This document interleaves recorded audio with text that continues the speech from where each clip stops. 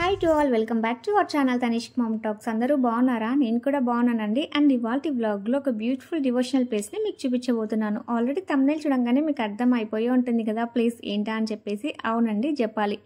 తిరుమల శేషచల అడవుల్లో ఉన్న ఒక గొప్ప తీర్థం జపాలి. కానీ ఈ జపాలి తీర్థం అసలు పేరు జబాలి. జబాలిని జపాలిగా ఎందుకు పిలువబడుతుందో మీకు తెలుసా? సో ఇలాంటి ఇంట్రెస్టింగ్ విషయాలు ఎన్నో ఇవాళ వ్లాగ్లో మీతో షేర్ చేసుకోబోతున్నాను. సో వీడియోని ఎక్కడ కూడా స్కిప్ చేయకుండా చూడండి. అండ్ వీడియో నచ్చితే లైక్ చేయడం అస్సలు మర్చిపోకండి. అండ్ కొత్తగా మన ఛానల్కి ఎవరైనా వస్తే welcome to Tanishq ma'am talks. So కొత్తగా వచ్చిన వాళ్ళకి మన కంటెంట్ నచ్చితే సబ్స్క్రైబ్ చేసుకోండి, వీడియోస్ నచ్చితే లైక్ చేయండి అండ్ బెల్ నోటిఫికేషన్ ఆన్లో పెట్టుకోవడం అస్సలు మర్చిపోకండి. సో ఇంకా లేట్ ఎందుకు, జపాలి చూసేద్దాం రండి మరి. సో జపాలికి వెళ్ళే రూట్ ఆల్మోస్ట్ అందరికీ తెలిసే ఉంటుందండి. మనం పాప వినాశనం ఆకర్షకంగా వెళ్తూ ఉంటాం కదా, ఆ రూట్లోనే జపాలి ఉంటుంది. ఇక్కడ వెహికల్స్ అన్ని కూడా వన్ సైడ్ పార్క్ చేసుకోవాలి. ఆకర్షకంగా నుంచి వచ్చే రిటర్న్ వెహికల్స్ అన్ని కూడా ఇదే రూట్లోనే వెళ్తూ ఉంటాయి. ఇంకా ఎంట్రన్స్లోనే మనకి శ్రీ జపాలి హనుమాన్ మందిరం అనేసి ఒక ఆర్చ్ ఉంటుంది. ఇక్కడ నుంచి మనం 1.5 కిలోమీటర్ నడిచి వెళ్తే జపాలి వెళ్ళొచ్చు. వెళ్ళే దారంతా కూడా చాలా ప్రశాంతంగా ఉంటుందండి. ఇంకొక 2 ప్లేసెస్లో మనకి మజ్జిగ, కీర, క్యారెట్, మామిడికాయ ఇలాంటివన్నీ కూడా ఉంటాయి. సో తింటూ మంచిగా వెళ్ళిపోవచ్చు. ఇక మా బాబుకి మ్యాంగోస్ కనిపిస్తే అస్సలు వదిలిపెట్టాడు, చాలా ఇష్టం. ఇంకా మేము కూడా మ్యాంగోస్ తీసుకొని తింటూ నడవడం అయితే స్టార్ట్ చేసాం. ఇంకా నడిచే దారి అంతా కూడా మొత్తం స్టెప్సే ఉండవండి, ఒక 3 స్టెప్స్ ఉంటాయి. దాని తర్వాత ఒక 10 ఫీట్ నడవడం ఉంటుంది. దాని తర్వాత మళ్ళీ ఒక 3 స్టెప్స్, ఈ విధంగా ఉంటుందండి వే అంతా కూడా. బట్ ఇలా స్టెప్స్లో మేము నడవలేమన్న వాళ్ళకి పక్క నుండి ఒక మట్టి రోడ్డు ఉంటుంది. ఈ రూట్ నుంచి కొంచెం దూరం వరకు రూట్ ఉంటుంది, అక్కడ వరకు వెహికల్స్లో కూడా వెళ్ళొచ్చండి. వెహికల్స్ అన్నీ కూడా పార్క్ చేసేసి మళ్ళీ కొంచెం అంత దూరం వెళ్ళాలి. సో ఇక్కడ 2 వీలర్ వెళ్తూ ఉంది చూడండి. ఇలా 2 వీలర్స్ కానీ 4 వీలర్స్ కానీ కొంచెం అంత దూరం వెళ్ళి అక్కడ పార్క్ చేసి మళ్ళీ స్వామి టెంపుల్కి కొంచెం అంతా నడిచి వెళ్ళాలి. ఇంకా మేము కూడా ఇంకా మామిడికాయ, కీరా తీసుకొని తింటూ మా జర్నీ అయితే స్టార్ట్ చేసాం. మేమైతే అందరం కూడా తిరుమల కొండ నడుచుకుంటూ రావాలనుకున్నాం కదా. బట్ అప్పుడు మా బాబు, మా హస్బెండ్ ఏమో వెహికల్లో పైకి రావాల్సి వచ్చింది. బట్ అప్పుడు మిస్ అయిన లోటు ఇప్పుడైతే ఫుల్ఫిల్ అయిపోయింది. సో తిరుమల కొండ ఎక్కలేకపోయినా జపాలి కొండ అందరం కలిసి మంచి క్వాలిటీ టైంని స్పెండ్ చేస్తూ జపాలి కొండ అయితే ఎక్కుతున్నాం. ఇక్కడ నా బ్యాక్గ్రౌండ్లో చూడండి ఎంత పెద్ద చెట్లు ఉన్నాయో. సో మనం ఏదైనా కొండ కింద ఉండి చూసినప్పుడు మనకి అంత గ్రీనరీగా కనిపిస్తూ ఉంటుంది కదా. బట్ ఇక్కడ రియల్గా చూస్తే చూడండి ఎంత పెద్ద చెట్లు ఉన్నాయో. అండ్ ఇక్కడ మొత్తం అడవి కాబట్టి చాలా ప్రశాంతంగా, కూల్గా వ్యూ అయితే అసలు చాలా బాగుందండి. సో తిరుమలకి వెళ్ళిన వాళ్ళు జపాలిని అస్సలు మిస్ అవ్వకండి. ఏడుకొండల వాడి ఏడుకొండలు ఎంత అద్భుతమో మనకు తెలియదా చెప్పండి. ప్రతి ఒక్క చెట్టు అద్భుతమే, ప్రతి ఒక్క రాయి కూడా అద్భుతమే. చూసారు కదా.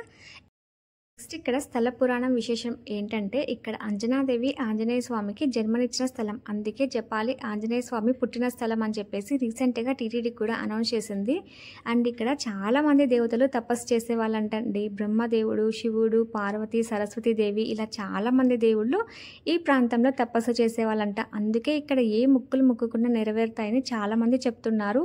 ఇక్కడ ఎవరికైనా ఆరోగ్యం బాగాలేకపోతే ఆంజనేయ స్వామి దగ్గరికి వచ్చి అంతరం కట్టించుకొని మొక్కుకొని వెళ్తే వాళ్ళ ఆరోగ్యం చాలా బాగుంటుందని ఇక్కడ చాలామంది చెప్తున్నారు.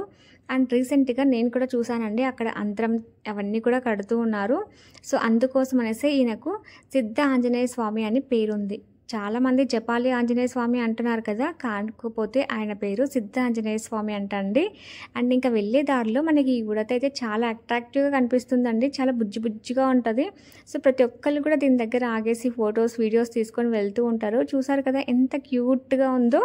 అండ్ నెక్స్ట్ ఇక్కడ నేను స్టార్టింగ్లో చూపించాను కదండి, కొంతమంది మట్టి రోడ్ పైన నడుచుకుంటూ వెళ్తూ ఉంటారని చెప్పేసి. నడిచి వచ్చిన వాళ్ళు, 4 వీలర్స్లో వచ్చిన వాళ్ళు, 2 వీలర్స్లో వచ్చిన వాళ్ళు ఎవరైనా సరే ఇక్కడ ఇంకా వెహికల్స్ని పార్క్ చేసేసి ఇంకా వాకబుల్ డిస్టెన్స్ అండి, ఒక 5 మినిట్స్లో ఇంకా టెంపుల్ వచ్చేస్తుంది. సో ఇక్కడ నుంచి వెహికల్స్ నాట్ అలౌడ్ అండి, ఇక్కడ నుంచి నడిచే వెళ్ళాలి. ఇక్కడికి వచ్చిన తర్వాత ఇంకొక సూపర్ వైబ్ ఉంటుందండి. ఇక్కడికి వచ్చిన తర్వాత చాలా పీస్ఫుల్గా ఉంటుంది. ఎందుకంటే ఇక్కడ ఒక హంటింగ్ వినిపిస్తూ ఉంటుంది మనకి, శ్రీరామ జయరామ అని చెప్పేసి. సో అది వింటూ ఉంటే ఎంత బాగుంటుందో అసలు. ఇంకా ఇక్కడ గ్రీనరీ అయితే ఇంకా నెక్స్ట్ లెవెల్ అని చెప్పచ్చు. ఇక్కడ ఈ ఏరియా అంతా కూడా మొత్తం మొగల రేకుల చెట్లే ఉన్నాయండి. సో ఇక్కడ పువ్వులు లేవు, సో ఆ స్మెల్ అయితే ఏం లేదు. బట్ ఆ స్మెల్కి ఎక్కువ పాములు వస్తూ ఉంటాయంటారు కదా. సో ఇక్కడ బ్యాక్గ్రౌండ్లో చూస్తున్నారు కదా, ఇక్కడ అన్నీ కూడా మొగలి పువ్వుల చెట్లే ఉన్నాయి. సో ఇక్కడ వ్యూ అయితే మాత్రం చాలా బాగుందండి. ఈ ఉడతలు, ఈ వ్యూ అయితే ఇంకెంత బాగుందో. అండ్ ఇక్కడ స్థల పురాణం గురించి ఇంకొక విషయం కూడా మీతో షేర్ చేసుకుంటాను. సో వీడియోని ఎక్కడ కూడా స్కిప్ చేయకుండా చూస్తూ ఉండండి. సో మనం ఆల్మోస్ట్ నియర్ టు టెంపుల్ అయితే వచ్చేసామండి. ఇక్కడ టెంపుల్ని ఈ చెట్ల మధ్య నుండి చూస్తే ఎంత బ్యూటిఫుల్గా ఉందో చూసారా. అండ్ ఇంకా టెంపుల్కి ఎంట్రన్స్లోనే మనకి పూజా సామాగ్రి షాప్ కూడా ఉంటుందండి. మనకి పూజకి కావాల్సిన వస్తువులన్నీ కూడా ఇక్కడ ఉంటాయి. కాషాయం రంగు జెండాలు, స్వామివారికి ప్రీతికరమైన తమలపాకు మాలలు, సింధూరం, కొబ్బరికాయలు అన్నీ కూడా ఉంటాయి. ఇంకా మనకి కావాల్సిన వస్తువులు తీసేసుకొని దర్శనానికి వెళ్ళిపోవచ్చు. వెళ్ళంగానే ఇక్కడ చెట్టు మొదల్లో సహజ సిద్ధంగా ఏర్పడిన వినాయకుడి రూపం చూడండి ఎంత అద్భుతంగా ఉందో. ఇలా ప్రతిదీ కూడా మనకి ఎంత అద్భుతంగా కనిపిస్తుందో కదా. అండ్ ఇక్కడ మీరు చూస్తున్న ఈ కోనేరు వచ్చేసి రామతీర్థం. ఈ కోనేరుకు రామతీర్థం అని ఎందుకు పేరు పెట్టారో మీకు తెలుసా? అరణ్యవాసంలో ఉన్నప్పుడు సీతారాములు ఇక్కడికి వచ్చి స్నానం చేసేవాళ్ళంట. రాముడేమో ఆంజనేయ స్వామికి ముందు భాగంలో ఉన్న కోనేరులో స్నానం చేసేవాళ్ళంట. అందుకోసం అనేసి ఈ కోనేరుకు రామతీర్థం అని పేరు పెట్టారు. ఇక సీతమ్మేమో గుడి వెనక భాగంలో ఉన్న కోనేరులో స్నానం చేసిందంట. అందుకోసం అనేసి సీతమ్మ తీర్థం అని పెట్టారు. సీతమ్మ తీర్థం వెళ్ళడానికి ఈ రూట్ నుంచి వెళ్ళాలండి. సో ఇందాక నేను చూపించాను కదా, ఇటువైపు నుంచి వెళ్ళాలి. ఇక్కడ కొంతమంది వెళ్ళి వస్తున్నారు కదా. సో టెంపుల్ వెనక భాగానికి వెళ్ళాలంటే ఇలా కొండపై నుంచి వెళ్ళాలి. సో మేమైతే వెళ్ళలేకపోయామండి. ఆ కోనేరు దగ్గర సీతమ్మ తీర్థం అనేసి ఉంటుంది. ఇంకొక తీర్థం కూడా ఉంటుందండి, ధ్రువ తీర్థం అని చెప్పేసి. సో ఇక్కడ ఈ చెట్టు కనిపిస్తుంది కదా, ఇక్కడ ఈ చెట్టు దగ్గర ధ్రువ తీర్థం ఉంటుంది. ఇక్కడ నీళ్ళు అయితే చాలా టేస్టీగా ఉంటాయండి, అమృతం లాగా ఉంటాయి. సో మీరు వెళ్ళినప్పుడు ఈ వాటర్ని మాత్రం అస్సలు మిస్ అవ్వకండి. 365 డేస్ అక్కడ వాటర్ వస్తూనే ఉంటాయంటండి. సో నేను ఇది రీసెంట్గా వెళ్ళినప్పుడు తెలుసుకున్న విషయం. ఇక ఆంజనేయ స్వామి విషయానికి వస్తే సో మెయిన్ చెప్పాల్సింది ఇదే కదండి. సో ఇక్కడ ఆంజనేయ స్వామి ఎలా ప్రత్యక్షమయ్యారు, సో ఇక్కడ జబాలిని జపాలిగా ఎందుకు పిలిచారో నేను చెప్తానని చెప్పాను కదా. సో జబాలి అనే ఒక మహావృషి ఇక్కడ ఆంజనేయ స్వామి కోసం తపస్సు చేస్తూ ఉంటే ఆంజనేయ స్వామి ప్రత్యక్షమయ్యారంట. ఆయన కూడా ఒక రాయి మీద ప్రత్యక్షమయ్యారంట. సో ఆ రాయి మీదనే ఆంజనేయ స్వామి రూపం ఏర్పడి ఇక్కడ ప్రతిష్ఠించబడిందంట.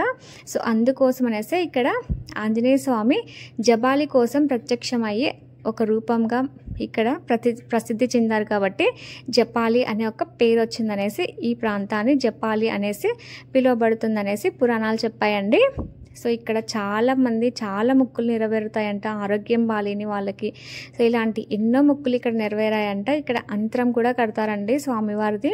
సో ఎవరికైనా కూడా ఎక్కడైనా సరే ఆంజనేయ స్వామికి ఆరోగ్యం బాలేదని మొక్కుకుంటే కంపల్సరీ బాగవుతుందని మనకు చాలా వరకు తెలుసు కదండి. ఇక ఇంకా వినాయకుడి విషయానికి వస్తే ఇక్కడ ఈ రూపం ఎవరు తెచ్చి పెట్టింది కదండి, ఇక్కడ సహజ సిద్ధంగా ఏర్పడిన రూపం. సో ఇక్కడ కూడా సింధూరం అంతా అలంకరించారు. సో ఈ సింధూరం పెట్టుకున్నా కూడా మనకి చాలా మంచిదని చెప్పేసి ప్రతి ఒక్కరు కూడా ఇక్కడికి వచ్చి స్వామివారి సింధూరం అయితే పెట్టుకుంటున్నారు. సో నేను తెలుసుకున్న విషయాలన్నీ కూడా మీతో షేర్ చేసుకున్నానండి. అండ్ ఇంకా షాపింగ్ విషయానికి వస్తే ఇక్కడ కూడా చిన్న చిన్న షాప్స్ ఉన్నాయండి. జస్ట్ మనం కొబ్బరికాయల షాప్ చూసాం కదా ఇందాక, ఆ షాప్. ఇక్కడ పంచలోహ విగ్రహాలు అయితే చాలా బాగా నచ్చాయండి నాకు. బట్ నేను ఈ పంచలోహ విగ్రహాలని పెట్టుకుంటే వీడికి అభిషేకం, ఈ పూజలు ఇవన్నీ చేసుకోగలుగుతానా లేదా అని భయంతో తెచ్చుకోను. లేకపోతే ఈ పంచలోహ విగ్రహాల పూజ అంటే నాకు చాలా ఇష్టం.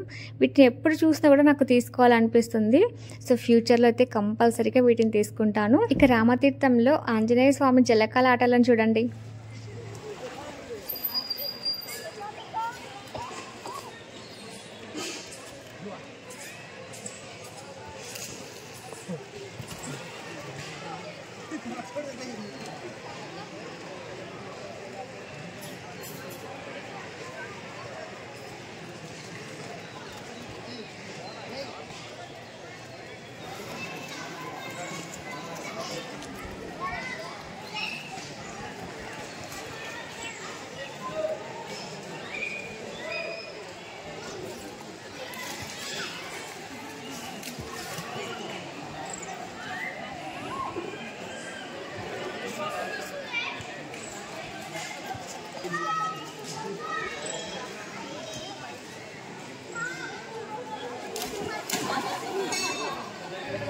సో ఇక ఆంజనేయ స్వామి దర్శనం అయితే మాకు చాలా బాగా జరిగిందండి. అక్కడ నేను చాలా విషయాలు తెలుసుకున్నాను. ఫర్ ది ఫస్ట్ టైం నేను జపాలికి వచ్చాను. చాలా హ్యాపీగా ఫీల్ అయ్యాను.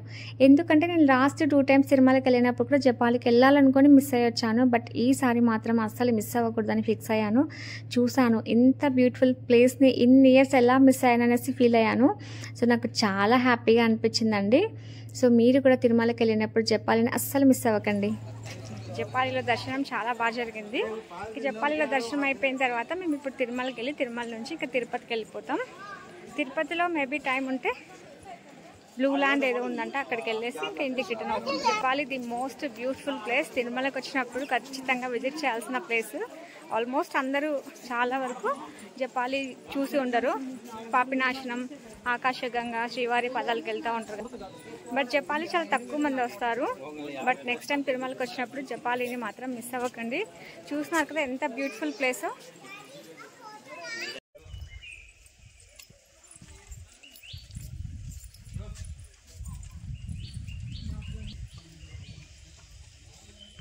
అండ్ నేను మీకు మరొక ఇంపార్టెంట్ విషయం చెప్పాలండి. అదేంటంటే జపాలి ఎంట్రన్స్లో మనకి ఆర్చ్ కనిపిస్తుంది కదా, అక్కడ నుండి మనం జపాలి హనుమాన్ టెంపుల్ వెళ్ళే వరకు కూడా మనకి వాటర్ ఫెసిలిటీ అనేది ఎక్కడ ఉండదండి.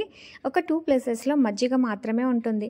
కొంచెం దూరం నడిచినా అలసిపోయే వాళ్ళు, ఆయాసం వచ్చేవాళ్ళు, కొంచెం పెద్ద వయసు వాళ్ళు వాటర్ బాటిల్స్ని క్యారీ చేయడం అస్సలు మర్చిపోకండి. ఎందుకంటే మనం స్టెప్స్లో వెళ్తూ ఉంటాం కాబట్టి దాహం అనిపిస్తుంది. సో వాటర్ లేకపోతే చాలా ఇబ్బంది పడతారు. అందులోనూ మనం 30 మినిట్స్ నడవాల్సి ఉంటుంది కాబట్టి కొంచెం అంత ఇబ్బందిగానే అనిపిస్తుంది వాటర్ లేకపోతే. సో వాటర్ బాటిల్స్ని మస్ట్ అండ్ షుడ్గా క్యారీ చేయండి.